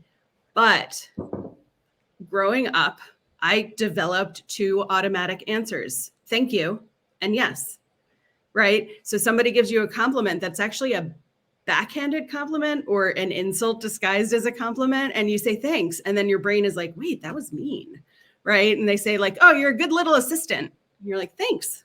And then you're like, wait a minute, that wasn't nice. Or they say, Lauren, can you take care of ordering lunch? You take a moment to think. And is that my responsibility? Is that not my responsibility? And learning to say no. I could tell you 42 ways to say no. No, thank you. No, that's not my role. No, that belongs to Sabrina. No, I'm shocked you would ask me that, right? The audacity level goes up. But learning to stick within your role or stretch to something that's actually going to develop you, instead of being in that traditional woman role in the corporate office and cooking and cleaning, essentially, because you think that's your job. So Lauren, you're talking boundaries. I am talking boundaries. Yeah. And thanks for saying that, because it's almost like I paid you to, because that leads me to my question. And I'm up. So well done. It's like we rehearsed. So we're all talking from a place of having come into our leadership. We are all women who are on this panel because we have gotten it. And I would venture to guess that we have also all been women who didn't get it at some point, right? And there was some sort of shift. And whether that was recognition, whether that was boundary setting, whether that was an opportunity someone else gave you, I would love to know from this panel, what was a turning point for you? And I'd love a personal story and not something we've done for our clients, because again, that sort of elevates us to like, oh, we've already got it all figured out. We're unattainable. And we're not. We're all these imperfect beings. So what was a turning point for you in your career, in your life, that made you recognize, I am a leader, I can set boundaries, I can do all of this? Karen, your hand went up so fast. I'll go with you. Well, because I'm living that now. Because I literally do not have all my shit together ever. And I'm perfectly okay with that, first of all. But all the time, for the last 7 years that I've been doing Isagenix specifically, is, even somebody said to me the other day, you're such a light. Like, people listen to me, and I was like, wow, people are listening to me? Like, people listen to what I have to say? Like, that was my own thought. And I'm putting stuff out there on social media and all the things and being vulnerable and whatnot. And I didn't have my enoughness, my worthiness. Like I didn't feel enough in my own myself. I didn't feel worthy of my own self. People, I just did an event a few months ago, and the guy had us sit in different places. So we met different people, and he's like, "What do you like most about the person?" And every single person said, "I like your energy." And I also didn't have receivership. Like I didn't understand, like I can receive the fact that people like my energy. Now I do. And the step that I was taking is recognizing, you talked earlier about noticing. So I was noticing that I was holding myself back in some way. I didn't know how, but I knew that I was holding myself back in life and business in general, and generally speaking. And so I made the decision and I took the action to take the step to find, not just I was doing the videos and the personal development, even though and by the way, just a side note, I thought all this was hokey crap, but I knew I needed to make a change in my life. So I want to point that out for people who are listening. Also, you can be skeptical, but tiptoe a little bit and see if it's right for you. I just want to point that out. So I just took the step to find who I knew that would help me in that. And to Sabrina's point about seasons, like in that season, it was this person. And now I've been working for the last year and a half with different people to change my thought process, because it's really about thought processes and working towards understanding that I am enough, I am worthy, and I am hugely powerful. And I do, like Dorothy, have the power within me. And I can receive the fact that my energy is contagious and people actually do want to listen to what I have to say.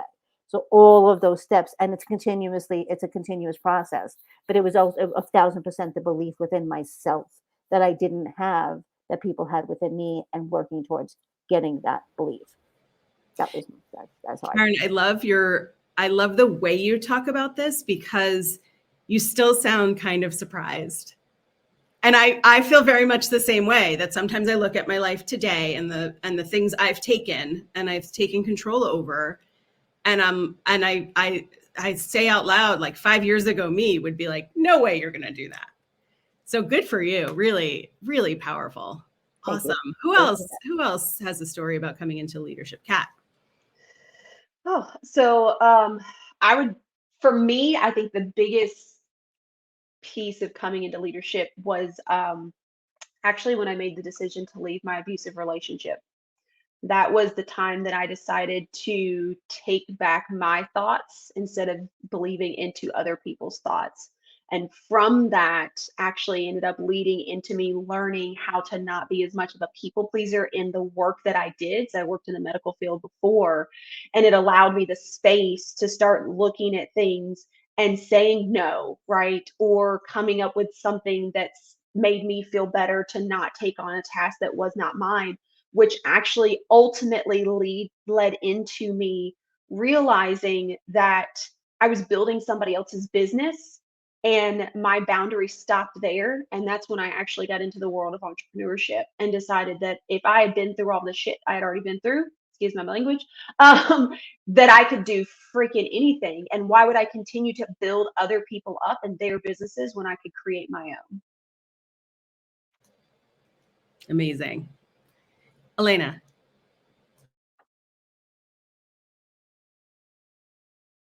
You're on mute. Sorry. For me, it was through work. I started working for a cruise line, and I started working in the department that was working with the entertainers. So it was the cruise department, you know, what you see on Love Boat. And then I decided to apply for a training position because I had been doing that before. And instead, I got interviewed for a human resources position. Now, I didn't have a human resources background, but I had the ship experience and I had done coaching. And so I was trained to do this, and I was thrust on a ship with 750 people. And I was the only human resource presence on board. So I dealt with really big issues and I dealt with really small issues from everybody. And it was very similar to what Karen said. I had a lady I had helped came to me one day and she said to me, "I want you to know that you're pillar of light. And the way you helped me with my situation, she was Kiwi. She was from, what's it called? New Zealand. And she was like a wise woman in her country. And she said, I took what you said to me and I spread it to 30 people.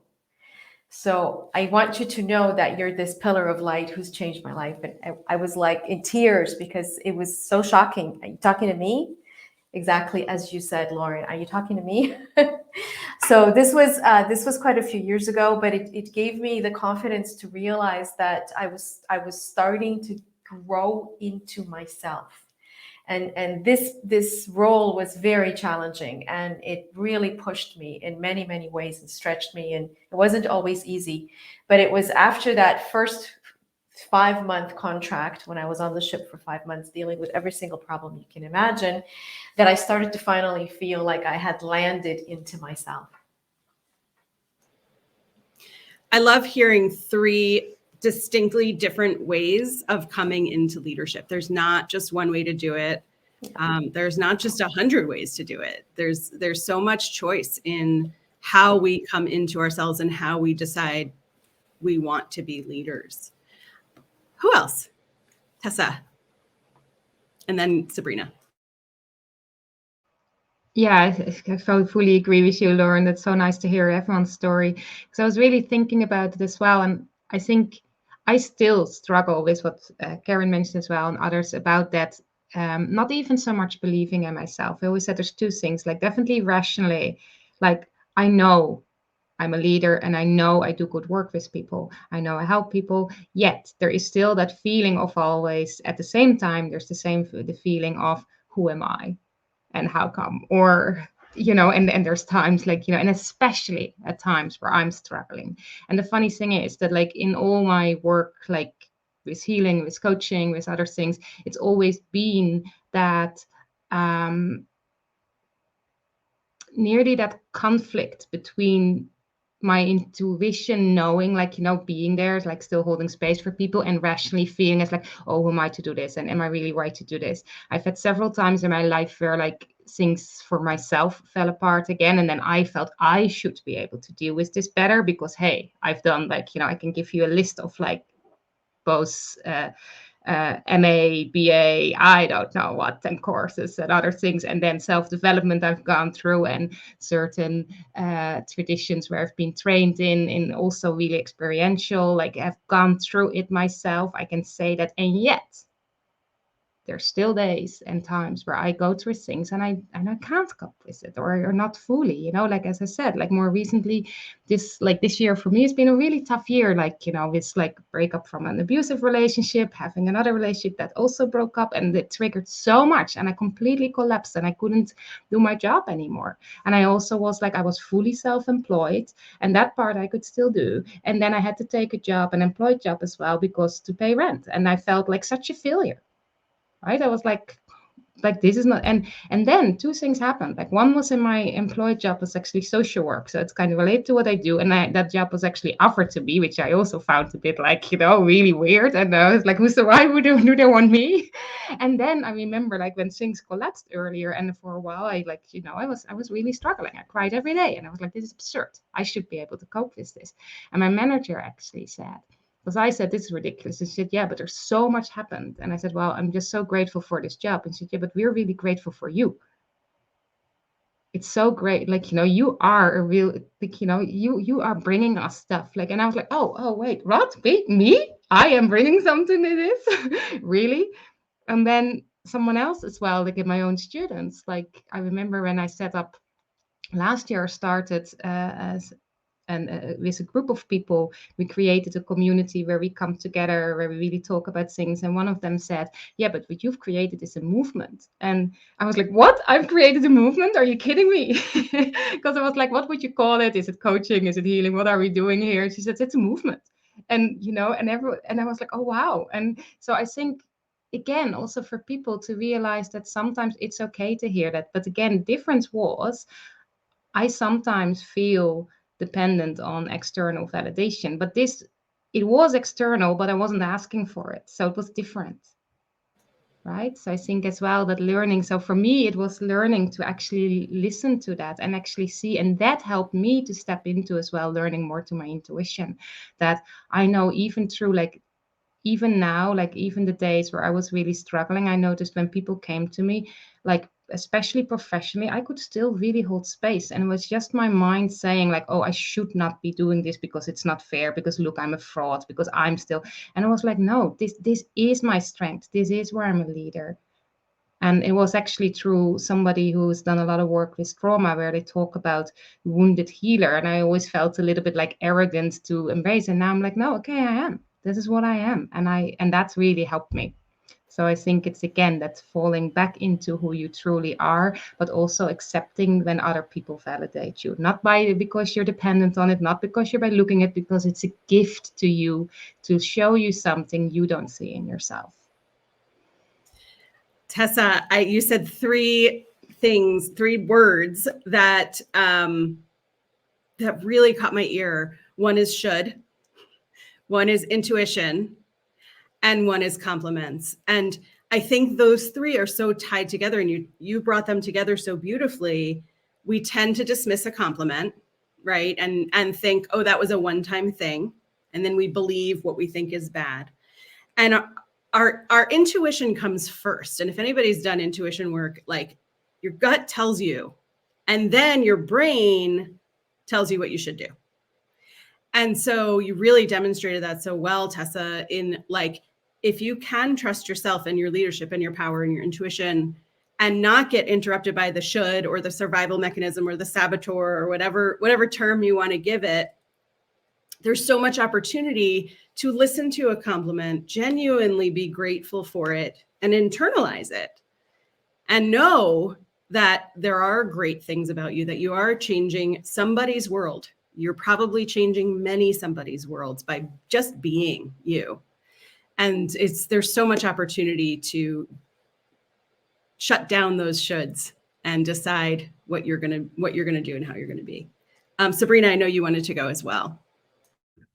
Yes. So just like with Tessa there, I have, and I'm sure all of us have, just several different examples of when we re-realized that we were in a leadership role. But I want to say that the first one that I could think of that really hit me was, a lot of people don't know this, but my ex and I ran a door-to-door company over 6 different states, or 5 different states, 6 different offices. And I was in charge of hiring, recruiting, and training anywhere between 50 to 150 predominantly men, straight commission door-to-door sales reps. Not the easiest endeavor, but I freaking loved it. I owned that space, and I did so good at building that company up in its sales arena. But as most of you know, when I left my ex, I eventually left him. I obviously also left the company. And I remember distinctly one day, months before I left, my ex had come into the office. He'd said something rude. I got emotional, which happened often. And there was a few people in the office, which also happened often, where he would do it right in front of people, just demean the crap out of me. And I got emotional. A few people noticed. And one of them said, like, how much longer are you going to put up with this? Now, mind you, I was already planning on leaving. My plan of leaving took 4 years. And I was already saving. I was already like on my way out, but hadn't really told anybody.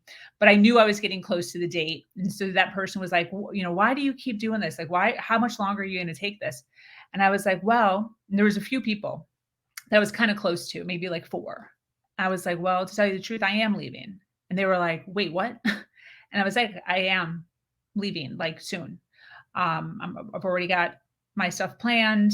I would appreciate if you didn't say anything, but if you do say something, it doesn't really matter because I'm already ready financially. And one of the guys said, this entire company is going to collapse when you leave.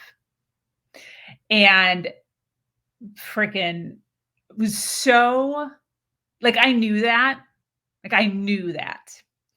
But to hear somebody else say it was just so, like, what would that word be? Reassuring.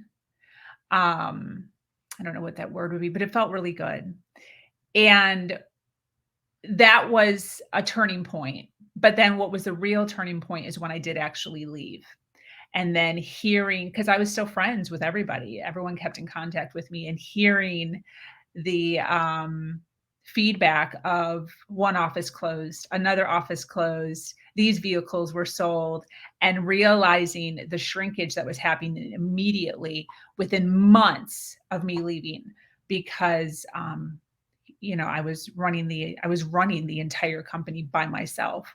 So it sounds bad because it's like I'm almost like, what would that word be? Relishing in like his demise, but feeling good, that company was as stable and as strong and moving forward like it was because of my leadership. That is so inspiring. And I think you get to relish in it a little bit, because sometimes we recognize our leadership better in retrospect, right? And then we can take that forward and decide what we want to do next. And I love your story. And I know we don't have time for the whole story today, but if you haven't seen Sabrina's story, get in there, get in all of Sabrina's stuff, and just, you will be inspired and amazed. And every time I talk to you, I learn more and love you more. So Geeta, did you want to add something?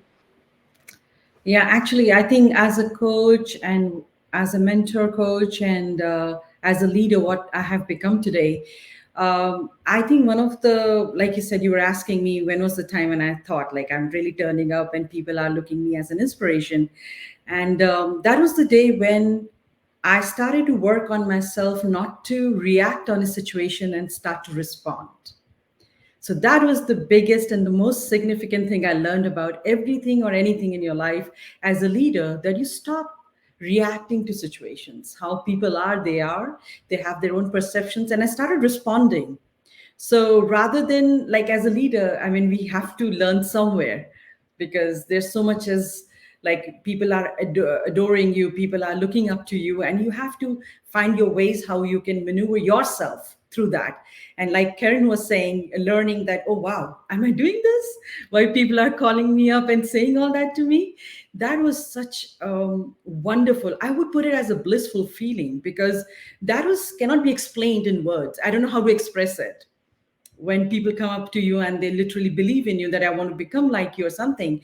And after that, then the day when I started responding to it in much the way I wanted to, more authentically, the things started to shift big time. Like your whole mindset changes. You become a leader without even knowing that you're a leader.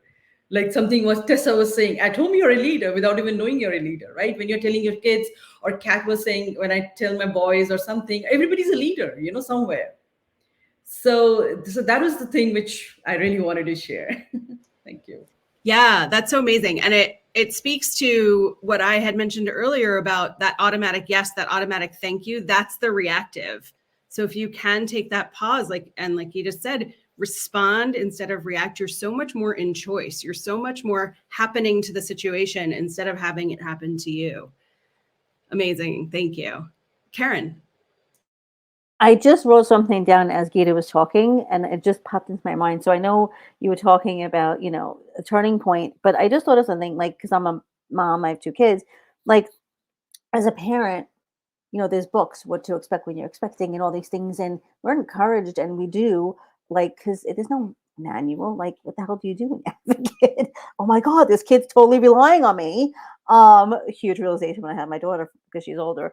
But my point is, like, as parents, we ask questions, we ask for advice. What did you do? How did you get this kid to sleep? All of those things, we ask questions. And in leadership, in corporate, in different areas other than parenting, we don't necessarily do that as much. So I think it's important to know that, we're doing it. It's okay to ask advice. It's okay. Sabrina said she emailed people. She asked questions. She had no idea what the hell she was doing. But you're curious. You're curious and asking questions, and it lends to back asking for help. But it should be encouraged in that respect as well, to do all of that in the leadership realm, and just in generally speaking, entrepreneurship, whatever it may be, because that's just equally important. I mean, here we are on this leadership panel, and I'm getting, like, I've been writing furiously, just ideas, thinking, content, just all these other things that are coming into my mind. And I think that's also important too. It's like, we do it in one realm. Why can't we do it in all the realms? It just should all blend together. Beautiful. Thank you so much, everyone. Thank you so much. I so appreciate that, Lauren, for holding space for that great question. This was absolutely phenomenal. I thank every single one of you for being here, for hanging out and speaking on this subject of leadership. We had a high of 101 individuals watching today, so that was super cool. And to really hone in again on this leadership thing and just jumping in and just owning it, despite where you are in your journey. You know, when I first started these impact panels, we'd have a high of 2 or 9 or 13. You know, and then it went up to 52, and then went up to 69, and then it went up to, 80. And just stepping into it, not knowing what it would look like, owning it as a leader. And I don't know if any of you were here for my very first 3 impact panels that I ran. Again, having no idea what I was doing. The emails that I would send out would be so long. They're like 15 pages long of description and the detail of what was going on, because I was just so nervous about people coming on and not knowing what to do and what if they did it wrong and all of this stuff. And then as I've gone through, really trusting that people are competent and that they know how to do all of the things. I think Lauren was in my first couple of, the emails were so long and detailed and highlighted like crazy. But, and then also the first few impact panels I did were messed up. Like the first one I did, I had the directions. So for those of you listening, before we go live, I have directions at the bottom here of to the ladies that just says make sure you're centered in your screen and make sure that you can hear each other and make, all these directions. And I went live with the directions on the screen for the first 5 minutes of this, just hey guys, this directions to my ladies. That was my first 1, 2, 3. And then another one, I read a different script. I was talking about a different subject because I keep my scripts, saved on my computer. And I had a different script from the previous impact panel. And I was halfway through, I'm wait a minute, we're not talking on this subject. We're talking on another subject. I had to go find the other script. But it's and then afterwards feeling that feeling of I messed up or I screwed up or these ladies probably think I'm ridiculous. And then just the embarrassment of the audience. Yeah, was there 9 people watching or, 19 people watching? Yeah, but still it's there and it's live and I didn't take it down and I just owned it and it just is what it is. And if you go back and you watch, they're still there. But that's what being a leader is. A leader is recognizing that, hey, listen, I don't know what I'm doing, but I'm just going to step into it. And there's going to be mistakes and I'm going to mess things up and people are going to have opinions and they are going to say things and they are going to, think certain things about you, but you have to do it anyways. And if being a leader is something that is in you, is something that you're feeling, is something that you need to step into, that you feel like you have to step into, you just have to recognize that there is going to be hiccups. That's just part of it. But being able to kind of rehash those now, a long time later and be able to reassure other women that are listening now currently that, hey, you're doing okay. You're doing all right. And you're going to mess up and you're going to screw up and you just have to do it again. That's what I kept saying. I just kept showing up. I just kept doing it again. One of these is going to turn out correct where the whole thing goes great. And then look, here we are today. The whole thing went perfectly. Everyone showed up. We're on point, no hiccups at all. And that's because we just kept showing up over and over and over and over again. And that's what it takes. So thank you so much for joining us here on Her Version. Thank you, ladies, for being here. I hope that you received some awesome tips on leading as a female heading into 2023. I know I did. These women, along with others, take time to open up about parts of their lives in order to inspire the world and give back. If you resonated with any of them, please follow and reach out to them. If you have an amazing story to share, you can always reach out to me at hernation.life. All of this ladies' information is in the ticker bar below. So anybody that you did resonate with, make sure that you take the time to screenshot and get their information of their website. And then they're also in the description below wherever you're watching. If you just scroll, you can, I think a lot of them are tagged too, or you can actually follow them And then you can also check out their website, drop into their DMs, drop into their contact information on their website. We here at Her Version, Her Nation is all about connecting, all about rising and building community. So wherever you see fit. Thank you so much, everyone. As always, do something awesome today. Much love.